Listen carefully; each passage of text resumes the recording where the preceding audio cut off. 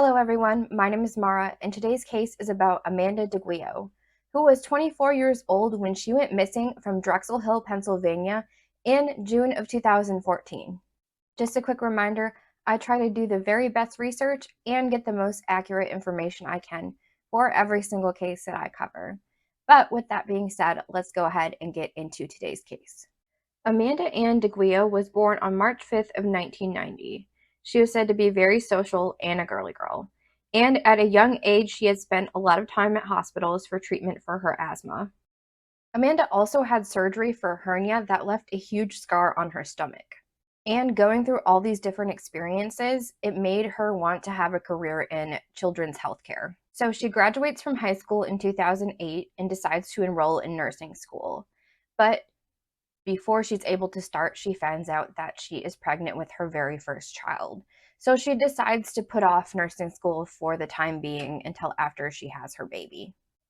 And during her pregnancy, she felt pain in her right breast. And then shortly after giving birth, she was diagnosed with a flesh-eating disease, which required 3 surgeries.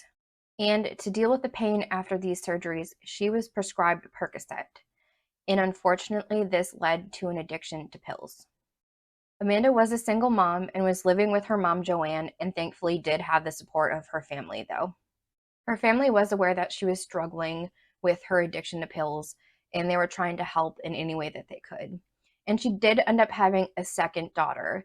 And after having her second daughter, she unfortunately started using heroin and became addicted. And just a side note, I'm just giving these details. I am not judging Amanda as a person at all because drug addiction is very real and it's a very horrible thing and it takes over people's lives.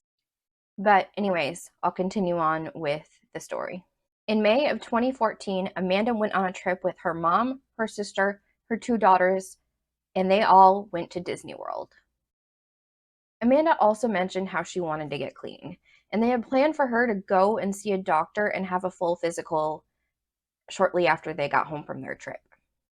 They also discussed her returning back to rehab, and they were all very optimistic though about the future. 4 days later, after they arrived home from vacation, June 3rd of 2014, Joanne woke up and dressed her granddaughters, and then went into Amanda's room asking her to do some chores at the house while she's at work, not realizing this would be the last time she would talk to Amanda. This day, Amanda's daughters go to visit some relatives.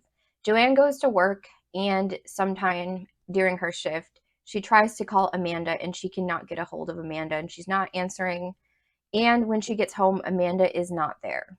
She then tries to call her a few more times, and there's still no answer, but at this point, she isn't worried. Her mom does notice that she hadn't done the things that she had asked her to do while she was at work, but there also is no signs of foul play, so she isn't too worried still at this point. Amanda's clothes were still there, her credit cards, and even her cell phone was still there. She also did not drive at this time, so they're not sure if she got a ride from someone or how she left the house that day. A week after Amanda leaves her family's home and has not been seen, it's alleged that she picked up a prescription for OxyContin at a pharmacy that was not prescribed to her. A warrant was then issued for her arrest for identity theft and receiving stolen property.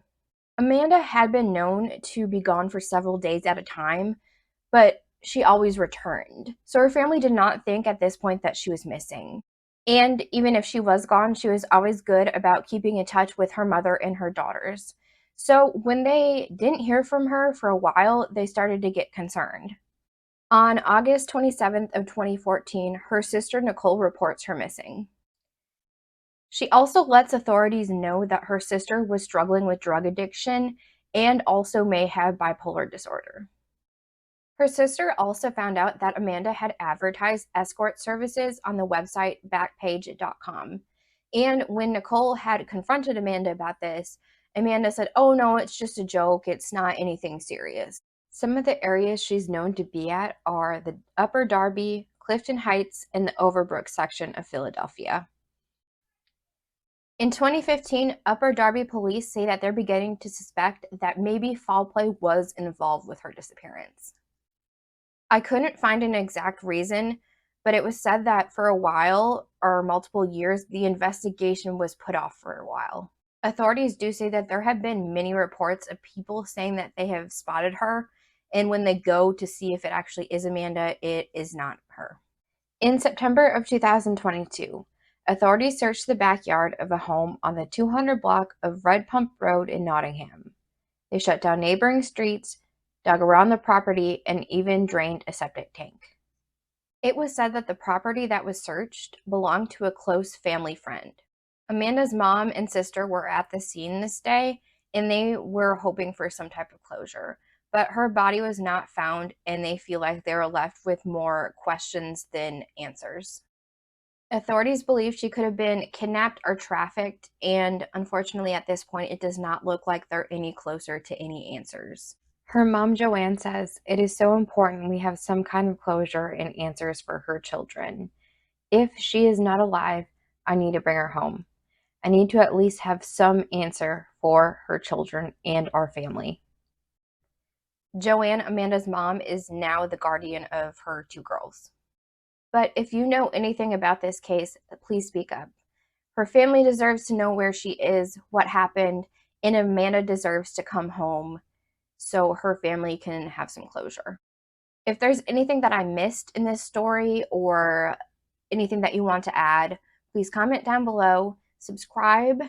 I will also link the phone numbers where you can contact the authorities down below and also post the missing Facebook page. The FBI is actually involved in this case as well, so you can also contact the FBI directly. I'm going to put all that information once again down below. But thank you so much for watching this video. I will see you all next time. Bye.